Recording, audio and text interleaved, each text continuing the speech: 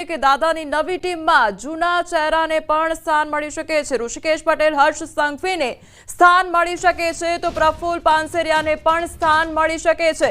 જે જૂના ચહેરા છે તેને ફરી એકવાર સ્થાન મળી શકે છે।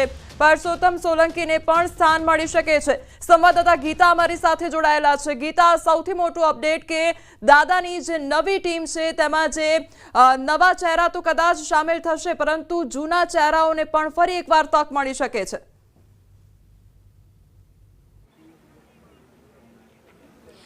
जी आपे जे चार नाम कया एम सौथी महत्वનું નામ જે આપ છેલ્લે બોલ્યા છો એ છે પરસોત્તમ સોલંકી। પરસોત્તમ સોલંકી એ એક એવું નામ છે, જ્ઞાતિ સમીકરણ આધારિત એક એવા મંત્રી છે કે જ્યાં સુધી તે પોતે ના પાડે કે મારે ચૂંટણી નથી લડવી ત્યાં સુધી રાજ્ય સરકાર તેને પડતા મૂકવાનો વિચાર સુદ્ધા સ્વપ્ને પણ ન કરી શકે। આ એક જમીની હકીકત છે, આ એક જમીની સત્ય છે। જ્યારે પરસોત્તમ સોલંકી ચૂંટણી લડવાની ના પાડે કે મંત્રી પદ માટે ઇનકાર કરે, કારણ કે હાલ ધારાસભ્ય તો છે જ, જો એ ઇનકાર કરે તો તેમના જે ભાઈ છે, નાના ભાઈ છે હીરાભાઈ સોલંકી, તેને તક મળી શકે તેમ છે। બાકી પરસોત્તમ સોલંકી જ્યાં સુધી છે એ કોળી સમાજનું એટલું મોટું નામ છે અને એટલું બધા એમના ફોલોઅર્સ છે, એટલે જો એને નુકસાન પહોંચાડવું એટલે સીધું મતોને નુકસાન પહોંચાડવું, એટલે ભાજપ ક્યારે એવી આત્મઘાતી વૃત્તિ કરી શકે નહીં પક્ષ માટે। એટલે પરસોત્તમ સોલંકી આ તમામ લિસ્ટમાં સૌથી મહત્વનું નામ છે કે પરસોત્તમ સોલંકી કોઈપણ સંજોગોમાં એવું ના બને કે રિપીટ ન થાય, સિવાય કે એમની પોતાની ઈચ્છા ના હોય તેમની હેલ્થના કારણે। પણ અત્યાર સુધી એવું બન્યું છે કે તેઓ વ્હીલચેર પણ આવતા રહ્યા છે।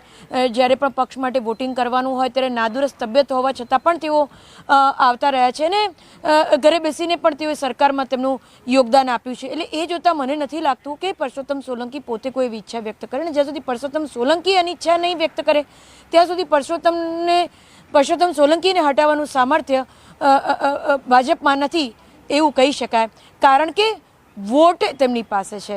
એમની પાસે જે છે તે જો એમની પાસેથી મેળવવું હોય તો ભાજપે એમને મંત્રીપદ તરીકે કન્ટિન્યુ કરવા પડે। એટલે પરસોત્તમ સોલંકી એકમાત્ર એવું નામ છે કે જે આપણે માની શકાય કે જે નિશ્ચિત છે।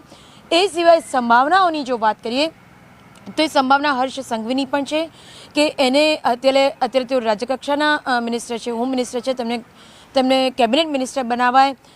ઋષિકેશભાઈ છે, છેલ્લે અમિત શાહ સાથે તેમની જે વ્યક્તિગત બેઠક થઈ હતી કેન્દ્રીય ગૃહપ્રધાન સાથે, ત્યારબાદ નીકળ્યા પછી તેમની જે બોડી લેંગ્વેજ હતી તે ખૂબ જ ખુશખુશાલ જણાતી હતી અને અત્યારની તારીખે રાજીનામું આપતા સુધીની ઘડીમાં તે ખૂબ જ કોન્ફિડન્સ, આત્મવિશ્વાસ સભર જણાતા હતા, જે અન્ય મંત્રીઓમાં નહોતું।